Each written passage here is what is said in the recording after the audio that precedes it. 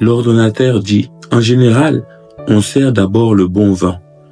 Et quand les gens sont ivres, on leur donne de l'ordinaire. Mais toi, tu as réservé le bon jusqu'à maintenant. Jean 2, verset 10.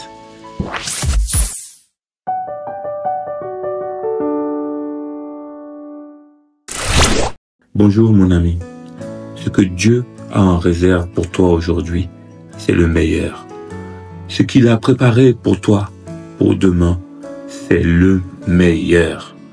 Pense-le, crois-le et espère-le au nom de Jésus-Christ. Aujourd'hui, je voudrais te faire comprendre de la manipulation, de ce que le monde tente de nous attirer.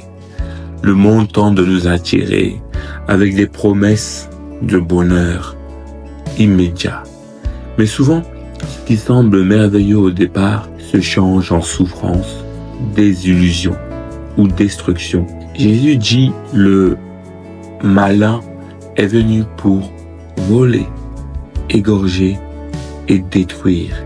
Moi, je suis venu pour apporter la vie et la vie en abondance. Jean 10.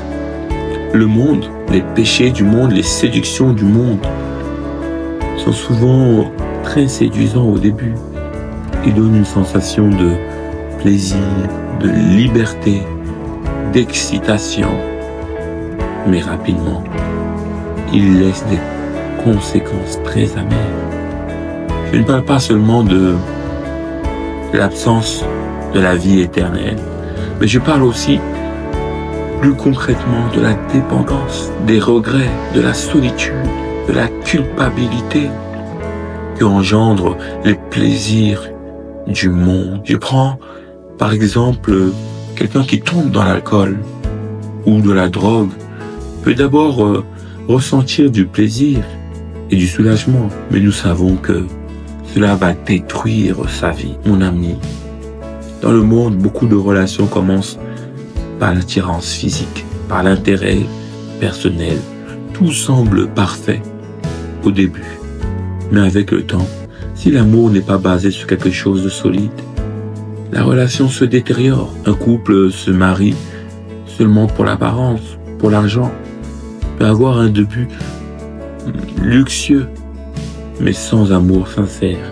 La relation finit souvent dans le vide ou la séparation. Mon ami, choisis Jésus. Il a le meilleur pour toi. Contrairement au monde, Dieu ne donne pas tout d'un coup. Il construit d'abord des fondations solides avant d'amener quelque chose de grand dans ta vie. Le maître du festin, qui pensait que le meilleur vin était servi en premier, mais Jésus a gardé le meilleur pour la fin. Cela montre que Dieu a toujours un plan qui dépasse tes attentes. Il y a toujours quelque chose de mieux qui va arriver dans ta vie. Il y a toujours quelque chose de plus grand, de plus fort. Tu vas ressentir un bonheur plus parfait. Encore, il y a toujours quelque chose en réserve pour toi.